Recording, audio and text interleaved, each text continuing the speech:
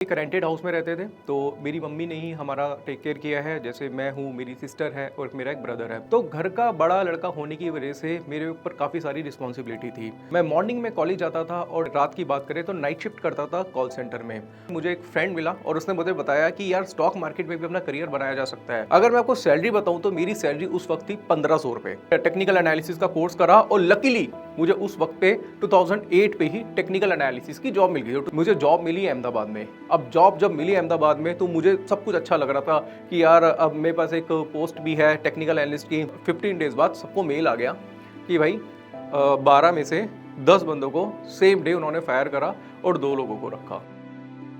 हाय, मेरा नाम है Umesh Sharma, founder of chart analysis.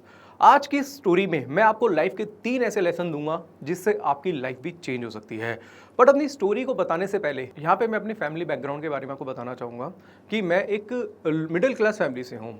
अगर मैं बात करूँ तो मेरे फादर बचपन में ही एक्सपायर थे और हम एक रेंटेड हाउस में रहते थे। तो मेरी मम्मी ने ही हमारा टेक केयर किया है। जैसे मैं हूँ, मेरी सिस्टर है और मेरा एक ब्रदर है। तो घर का बड़ा लड़का होने की वजह से मेरे ऊपर काफ़ी सारी रिस्पॉन्सिबिलिटी थी। 12th क्लियर करने के बाद मैं कॉलेज में आया और कॉलेज के साथ साथ रेगुलर कॉलेज के साथ साथ मैंने कॉल सेंटर में नौकरी भी करनी स्टार्ट करी। मैं मॉर्निंग में कॉलेज जाता था और शाम को रात को, या अगर रात की बात करें तो नाइट शिफ्ट करता था कॉल सेंटर में। और ऐसे काम करते हुए मुझे 1 साल हुए। उसके बाद मुझे किसी ने बताया कि आप स्टॉक मार्केट में भी अपना करियर बना सकते हैं। तो बात करो मैं 2007 की, और अभी की बात करूं तो आज के टाइम में मेरी जो एज है वो 38 इयर्स है और मुझे स्टॉक मार्केट में 16 साल हो चुके हैं। तो 2007 की अगर मैं बात करूं तो 2007 में मुझे एक फ्रेंड मिला और उसने मुझे बताया कि यार स्टॉक मार्केट में भी अपना करियर बनाया जा सकता है। और अगर स्टॉक मार्केट की बात करूं तो आज से इतने साल पहले की अगर मैं बात करूं, 17 साल पहले की, तो स्टॉक मार्केट का नाम इतना ज़्यादा फेमस नहीं था, लोग इतना उसे जानते नहीं थे। तो एक दिन मैं जा रहा था तो मैंने देखा कि कुछ लोग खड़े हुए हैं, भीड़ लगी हुई है और लोग चिल्ला रहे हैं। और मैंने जाके देखा, क्योंकि हमारी आदत होती है ना, कहीं भी कोई भी भीड़ होती है तो हम उस भीड़ का हिस्सा बनना चाहते हैं, देखते हैं भाई हो क्या रहा है। जब हमने देखा तो सिस्टम लगा हुआ है, मतलब कंप्यूटर है, उसमें कुछ ब्लू कलर की, रेड कलर की कुछ लाइट्स जगमगा रही हैं, कुछ नंबर हैं जो फ्रैक्चुएट हो रहे हैं। जब मैंने जाके पता करा तो पता चला वो ही स्टॉक मार्केट है और वहाँ पे स्टॉक मार्केट ट्रेडिंग हो रही थी। तो 1-2 दिन मैं वहाँ पे जाने लगा, वहाँ पे जाके बैठने लगा। बट उन्होंने मुझे थर्ड डे मना कर दिया कि भाई अगर यहाँ पे सिर्फ और सिर्फ ट्रेडिंग की जाती है, आप अपना डीमैट अकाउंट ओपन करा के ट्रेड कर सकते हैं, नहीं तो आप कहीं से सीख सकते हैं। तो उसके बाद मैंने ऐसे ही इधर उधर से थोड़ा बहुत सीखा और 2008 अक्टूबर 13 2008 में मेरी स्टॉक मार्केट में सब ब्रोकर के पास एक जॉब लगी। अगर मैं आपको सैलरी बताऊं तो मेरी सैलरी उस वक्त थी 1500 रुपये। 1500 रुपये से मैंने अपनी स्टॉक मार्केट की करियर की शुरुआत करी। और इससे पहले मैं कॉल सेंटर में नाइट शिफ्ट करता था तो वहाँ पे मैं 12,000 के आसपास कमा लेता था। तो अब यहाँ पे आपको बताना चाहूँगा कि कॉल सेंटर में जब मैं काम करता था तो वो ऐसी टेम्परेरी काम करता था जिसमें मेरी सैलरी जो थी 12,000 रुपये थी। अब जब मैंने सोचा कि स्टॉक मार्केट में अपना करियर बनाना है तो वहां से मैंने 1500 रुपए से शुरुआत करी। तो लाइफ का आपको फर्स्ट लेसन यहाँ पे ये मिलता है कि आपको पैसे के पीछे नहीं भागना, आपको काबिलियत के पीछे भागना है। जहां पे आपको लगे ना कि आपका करियर आगे काफी बूम हो सकता है, काफी अच्छा हो सकता है, तो कम पैसे से भी आप स्टार्ट कर सकते हैं। बट आज की जनरेशन क्या है, वो स्टार्टिंग से चाहती है कि यार मेरी ना बहुत अच्छी सैलरी हो और बहुत अच्छी पोजीशन मेरे को मिल जाए। अगर आप कोई भी चीज स्क्रैच से स्टार्ट करते हैं और दिल से करते हैं तो दोस्तों आप उस लाइन में काफी सक्सेस पाते हैं। तो यहाँ पे मैंने 1500 रुपए से अपनी जॉब स्टार्ट करी और उस वक्त मॉर्निंग में मैं कॉलेज जाता था और उसके बाद नाइट शिफ्ट में कमोडिटी मार्केट में करता था, स्टॉक मार्केट में, जहाँ पे मुझे 1500 रुपये के आसपास की सैलरी मिलती थी। उसके बाद मैंने 1 साल वहाँ पे काम किया और उसके बाद मेरे को रैलीगेर में जॉब मिली जहाँ पे मुझे डीलर की पोजीशन मिली। वहाँ पे मेरी सैलरी थी 8,000 रुपये थी। 1 साल वो करने के बाद फिर हमने क्या करा, फिर मैंने टेक्निकल एनालिसिस का कोर्स करा। यहाँ पे टेक्निकल एनालिसिस का कोर्स मैंने क्यों किया था मैं बताना चाहूँगा। टेक्निकल एनालिसिस उसे बोलते हैं जहाँ पे आप चार्ट को रीड करते हैं, चार्ट देखते हैं, चार्ट के हिसाब से आप प्रिडिक्ट करते हैं कि बाजार का प्राइस यानी कि स्टॉक का प्राइस ऊपर जाएगा या फिर नीचे जाएगा। अब ये मैंने क्यों करा, क्या रीज़न था कि जब मैं सब ब्रोकर के पास काम करता था तो वहाँ पे हमारे पास काफ़ी क्लाइंट्स आते थे। अब जब काफ़ी क्लाइंट्स आते थे तो ब्रोकर भी क्या करता था, जो मेन ब्रोकर था वो टिप्स प्रोवाइड करता था। अब उस टिप्स पे जब क्लाइंट्स काम करते थे उन्हें लॉसेस होता था। तो मैंने सोचा कि चलो एक काम करता हूँ, ये मैं ही सीख लेता हूँ और मैं ही क्लाइंट्स को ट्रेड कराया करूँगा, क्योंकि हमारे ऊपर भी कुछ ना कुछ टारगेट सेट होते थे। उसके बाद अब मैंने टेक्निकल एनालिसिस का कोर्स करा और लकीली मुझे उस वक्त पे 2008 पे ही टेक्निकल एनालिसिस की जॉब मिल गई और 2009 में मुझे टेक्निकल एनालिसिस की जॉब मिली थी। और 2009 2010 पे मैं as a technical analyst work कर रहा था और 2011 से मैंने पढ़ाना स्टार्ट कर दिया। अब जब 2011 से पढ़ाना स्टार्ट किया तो जब आप पढ़ाते हैं ना तो आप खुद भी पढ़ते हैं।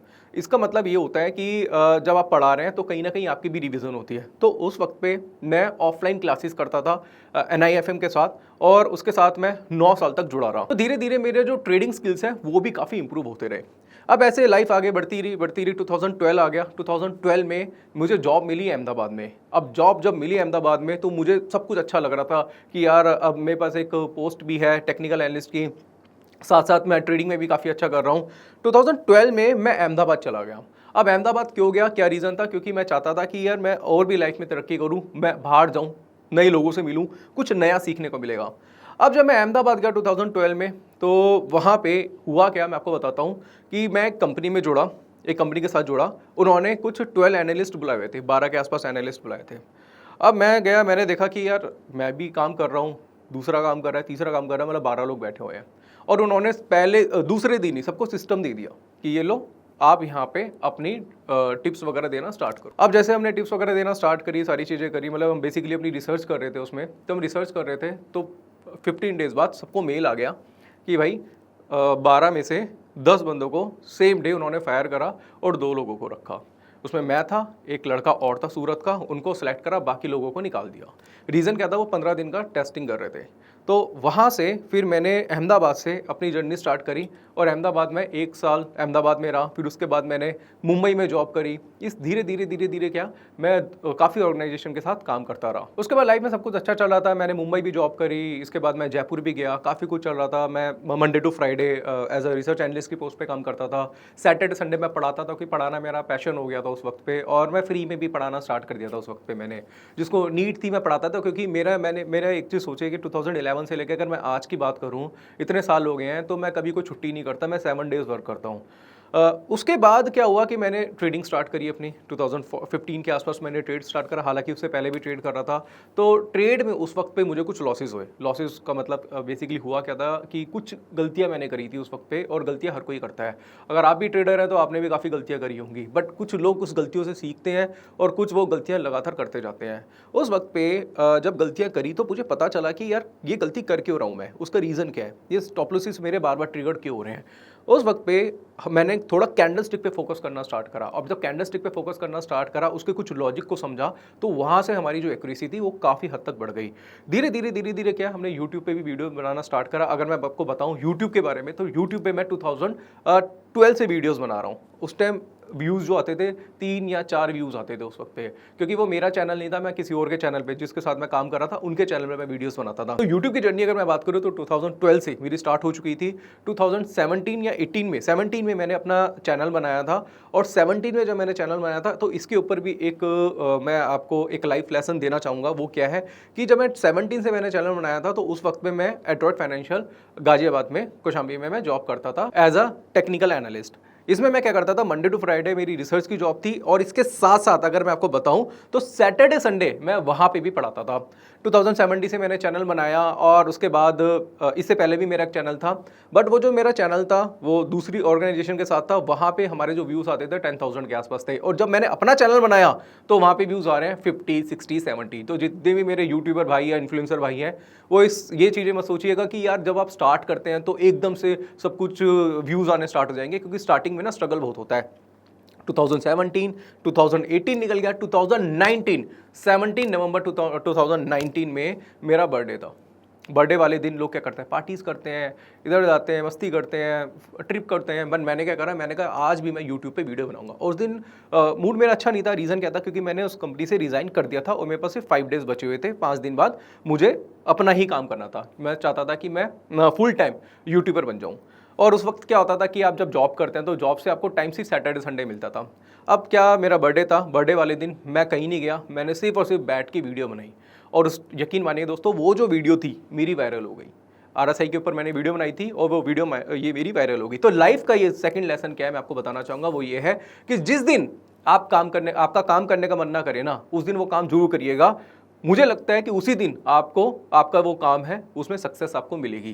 कहीं भी आपका मन कर रहा हो ना, यार आज मेरा मन नहीं कर रहा काम करने का, यार आज नहीं करता, आज पार्टी कर लेता हूँ, ये कर लेता हूँ, पर उस दिन अगर आप काम करते हैं तो मुझे लगता है कि वो जो काम है वो आपके लिए काफ़ी बेनिफिशियल हो सकता है। तो लाइफ का ये सेकंड लेसन है। और इसके बाद धीरे धीरे धीरे धीरे मैं यूट्यूबर बना कोविड टाइम पे। उसके बाद कोविड आ गया। कोविड आया तो कुछ वीडियोस जो थी मेरी वायरल होती गई और धीरे धीरे वीडियोस से और भी बहुत सारी चीज़ों से सक्सेस मिलती रही। फिर उसके बाद मैंने सोचा कि ये कुछ चेंज करा जा सकता है। अब नॉर्मली हम क्या कर रहे हैं, यूट्यूब वीडियो बना रहे हैं, बता रहे हैं कि कल एनालिसिस होगी, ये होगा, वो होगा, उससे क्या हो सकता है। बट हमने क्या करा, एक सीरीज़ बनाई जिसमें मैंने 5 लाख रुपए से स्टार्ट करा। 5 लाख रुपए मैंने फंड डाले और लोगों को बताया कि हम यहाँ पे लाइव ट्रेड करके बताएंगे कि लाइव ट्रेड में आप किस तरीके से अपने पैसे को इंक्रीज कर सकते हैं। 5 लाख रुपए की सीरीज से उसके मैंने 24 लाख के आसपास करे। तो क्या होता है ना, जब आप पैसा कमाते हो तो कहीं ना आपके अंदर हल्का सा तो ईगो आ ही जाता है। आपको लगता है कि जैसे अपनी भगवान है, यार जो मैं कर रहा हूँ ना बिल्कुल सही हो रहा है। और आपके साथ भी होता होगा लाइफ में, कभी भी कुछ अच्छा हो रहा है ना तो आपको लगता है कि यार अब सब कुछ ठीक है, मैं परफेक्ट हूँ। बट कहीं ना दोस्तों आपको सीखना बंद नहीं करना है। वहाँ पे शायद मैंने गलती करी थी कि मैंने थोड़ा सीखना बंद कर दिया था। और उसके बाद क्या हुआ कि उसके बाद मुझे थोड़े से लॉसेस होने स्टार्ट हुए। अब लॉसेस होने स्टार्ट क्यों हुए, क्योंकि उस वक्त पे मैंने स्टॉप लॉस लेना बंद कर दिया था। अब यहाँ पे दोस्तों जो लोग ऑप्शन ट्रेडिंग करते हैं, क्योंकि ये जो पैसा मैंने बनाया था ऑप्शन बाइंग में बनाया था, और वहाँ पे मैंने गलती क्या करी थी, वीकली ऑप्शन जब आ गया था तो वीकली ऑप्शन में मैं स्टॉप लॉस नहीं लेता था, मैं जीरो होने का वेट करता था। जितने भी आप ऑप्शन ट्रेडिंग करते होंगे शायद उनको पता होगा कि ऑप्शन बाइंग जब आप करते हैं और आप जब स्टॉप लॉस नहीं लेते तो वहाँ पे क्या होता है कि आपका पूरा पैसा कुछ दिनों में या एक दिन में भी खत्म हो सकता है। वहाँ पे दोस्तों मुझे लाइफ का तीसरा लेसन मिला जो मैं आपको बताना चाहूँगा, वो ये है कि भाई अगर आप ऑप्शन बाइंग भी कर रहे हैं तो भी स्टॉप लॉस लेना बहुत ज़्यादा जरूरी है। तो वहाँ से मैंने एक स्ट्रेटजी बनाई और उस स्ट्रेटजी में हालांकि मैं टेक्निकल एनालिसिस के बेस पे, कैंडलस्टिक के बेस पे काम करता था, बट वहाँ पे हमने एक चीज़ सोची कि जब भी आप स्पॉट मार्केट में काम करते हैं तो स्पॉट मार्केट का चार्ट देख के अगर आप ऑप्शन बाइंग करते हैं तो स्पॉट मार्केट के हिसाब से आप ग्रीक्स को यूज करके आप ऑप्शन में भी स्टॉप लॉस लगा सकते हैं। आपको कभी भी ऑप्शन को जीरो होने का वेट नहीं करना। और ये स्ट्रेटेजी दोस्तों इसके अकॉर्डिंगली जब मैं काम करता था तो धीरे धीरे मुझे सक्सेस मिली और इस तरीके से जो पोर्टफोलियो था वो काफ़ी अच्छा हो गया। तो यहाँ पे मैंने लाइफ के आपको 3 लेसन दिए हैं। पहला लेसन ये है कि कभी भी आप लाइफ को स्टार्ट करें, मतलब अपनी जर्नी को स्टार्ट करें प्रोफेशन वाइज, तो पैसे के पीछे मत भागिए। और आप ये देखिए कि अगर मुझे स्टार्टिंग में पैसा कम भी मिल रहा है तो कोई बात नहीं, बट जब आपको लगता है कि उस लाइन में ग्रोथ ज़्यादा है तो आप ग्रोथ के लिए जाइए। दूसरा लेसन ये है कि जब भी आपको लगे कि मेरा काम करने का मन नहीं कर रहा ना, उस दिन आप उस काम को जरूर करिए, उस काम में आपको सक्सेस मिल सकती है और मिलेगी। तीसरी चीज़ दोस्तों ये है कि जब आप ट्रेडिंग करते हैं तो ट्रेडिंग में आप नई नई चीज़ें सीखते रहिए। क्योंकि क्या होता है ना कि जब आपका टाइम अच्छा होता है ना तो आपको लगता है कि यार मेरे को सब कुछ आता है, बट ऐसा नहीं है। आप स्टॉप लॉस जरूर लगाइए। ट्रेडिंग के लिए मैं आपको बता रहा हूँ स्टॉप लॉस लगाना काफ़ी ज़्यादा जरूरी हो जाता है। और यहाँ पे दोस्तों मैटर ये नहीं करता कि आप किस बैकग्राउंड से, मैटर आपके ऊपर करता है कि आपके अंदर पोटेंशियल कितना है। और कभी भी अपने जोश को ठंडा मत होने दीजिए। कई बार ऐसा लाइफ में, कई बार ऐसे फेजेस आएंगे, मेरे लाइफ में भी कई बार आते हैं कि यार कई बार ऐसा लगता है कि यार सब कुछ अच्छा नहीं हो रहा है, यार बिल्कुल डीमोटिवेशन सा लग रहा है। बट अपने अंदर का ना एक आग है ना, उसको ना कभी बुझने मत दीजिए। मतलब एक अंदर आपके जोश होना चाहिए और ये जोश ही है ना दोस्तों आपको आगे लेके जाएगा। तो आज की स्टोरी में दोस्तों मैंने अपने बैकग्राउंड के बारे में बताया, अपने प्रोफेशन के बारे में बताया। इसके साथ साथ और भी बहुत सारी एक्टिविटीज़ है जो आप कर सकते हैं। जैसे मैं आपको बताना चाहूँगा, चाहे आप ट्रेडर नहीं भी हैं, कोई भी काम कर रहे हैं आप, मैं सिर्फ ट्रेडिंग के ऊपर नहीं कर रहा, तो थोड़ा स्पोर्ट्स को लेके, थोड़े फिटनेस को लेके भी आप थोड़े मोटिवेटेड रहिए, वो भी करिए। उससे आपको ना काफ़ी ज़्यादा बेनिफिट मिलेगा। क्योंकि जब आप फिटनेस करते हैं या स्पोर्ट्स खेलते हैं या जिम करते हैं, योगा करते हैं, मेडिटेशन करते हैं, तो वहाँ से भी ना कुछ आपको इनर हैप्पीनेस मिलती है, जिससे आपका ना एंग्जाइटी लेवल काफ़ी, या फिर आपका स्ट्रेस लेवल काफ़ी नीचे जाता है। तो आज के इस स्टोरी में जो बताना था वो मैंने बता दिया। तो दोस्तों यहाँ पे मैंने अपनी स्टोरी आपके साथ शेयर करी। आशा करूंगा कि आपको इस स्टोरी से काफ़ी कुछ सीखने को मिलेगा। और सबसे पहले मैं धन्यवाद देना चाहूँगा दर्पण को कि जिन्होंने अपने प्लेटफॉर्म पे मुझे इनवाइट किया और मुझे मेरी स्टोरी शेयर करने का मौका दिया।